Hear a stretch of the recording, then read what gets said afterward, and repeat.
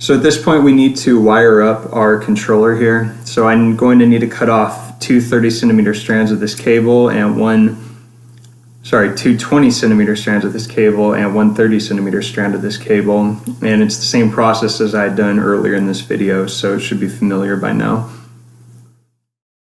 So at this point I actually need to wire the controller. So the manual has a diagram here that basically shows you what you have to do. So I'm just going to take a look at that and basically do what it tells me to do.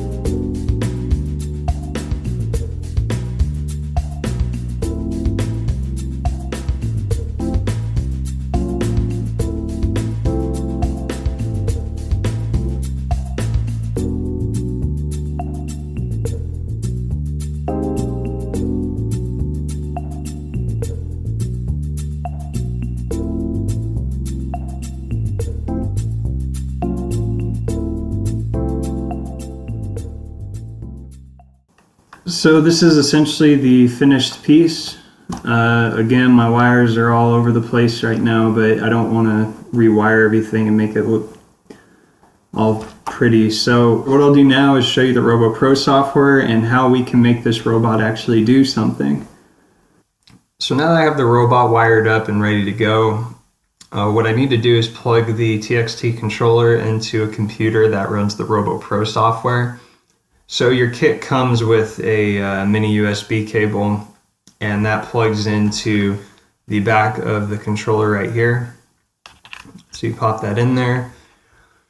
You take the large end of the USB, plug it into your USB port on your computer, and then what you need to do is the on-off buttons right here. You press and hold that, and you'll see the screen come on, and then it loads up. And once the controller is loaded, it will make a connection to your computer, and you'll be able to utilize the RoboPro software to throw a program on here or to run a program through the USB cable. So right now it's telling me that there is no program running. Then you have files that you can grab off of a micro SD. If you have a micro SD card, it goes right here in the back. There's settings, and then you have test settings. Once I load a program on here, you'll see a program right here where the big circle is, and I'll be able to press that and execute it. And before I actually show you how to do this, one thing I want to make mention of, let me turn off the screen. To turn off, you just press and hold the on-off button for a few seconds, just like a computer, and it will turn off. One thing I was having issues with originally is that the battery here on the underside, it does have to be charged. And your battery will come with a wall plug that looks like this. This goes into your wall. And this plug has positive and negative signs on it. It's kind of hard to see, and my camera's not focusing, but what you basically do to charge it is you pop this battery pack out. Here, let me unplug my wiring and pull the battery pack out. I just lost a wheel. Can be a little difficult to pull this guy out. But you basically grab the corresponding prongs. So my positive and negative go like this. You just plug it into the two sockets on the battery, and you plug this into the wall and you let it charge. I didn't realize when I first got it that it didn't come charged, and my controller was not working properly. It kept shutting down and restarting itself, and then I realized I needed to plug it into a wall. So if you run into those kinds of issues, just plug it into the wall for 10-15 minutes or however long.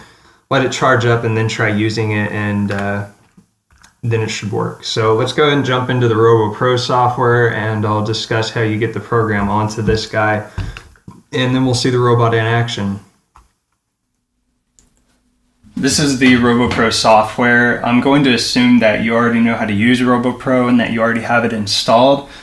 If you don't have it installed, the kit should come with a CD that you can pop into your computer and install the program, and that should include all the necessary firmware and drivers for the RoboTXT controller.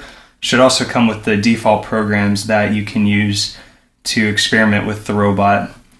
To actually get a program onto the robot, what I need to do first is hit open, and I'm going to choose the Simple Robot 2. This is one of the default programs that comes with the software. And this is what the program actually looks like. I'm not going to go into this. You can look at that on your own and figure it out. But there's a few things I need to do first. The first thing I do is I click the COM USB panel, and I make sure to choose USB WLAN Bluetooth and choose RoboTXT controller. You need to do this to make sure that you can both start the program tethered to the controller and that you can actually download to the controller itself. So on this part, select TCP/IP address, I choose default USB. And then from here I can either start, which will run the program through the USB tethered to the controller itself. I prefer downloading, so I'm going to choose download. And here you can choose where do you want to store the data to. If you stored a RAM on the controller, that's going to be temporary memory. So if you turn the controller off, your program will not stay on the RAM when you reboot the controller. Flash is the other way around. If you put it onto flash memory, this allows you to turn off the controller, and when you reboot the controller, the program will still be loaded. So I'm going to do flash. And on Start Program, I'm going to choose the second option, Start Program Using Button on Interface. I don't want it to start after I download it. And then I'm going to leave the Bluetooth programs unchecked and hit OK. And then it's going to download, and now the program is on my controller. And now I'll show you how we can use that and see this robot in action. Alright, so I've loaded the program onto the robot, and you can see when I zoom in on the screen, it says Start Program Simple Robot 2. And all I have to do at this point is press the big green button here on the controller. And there it goes. So what this is going to do, this program moves and then turns around, backs up, and then moves forward again, starts rotating in circles. it just does a number of different things. And it's executing this not tethered by USB. This is all from the program through RoboPro.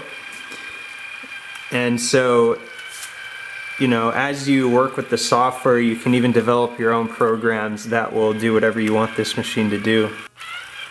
And it just keeps going. So, let me stop it. Ugh. There we go. So you just hit the red button, and it turns into a green button. Red button stops it. So that's the end of it. So this is the final, essentially the final build.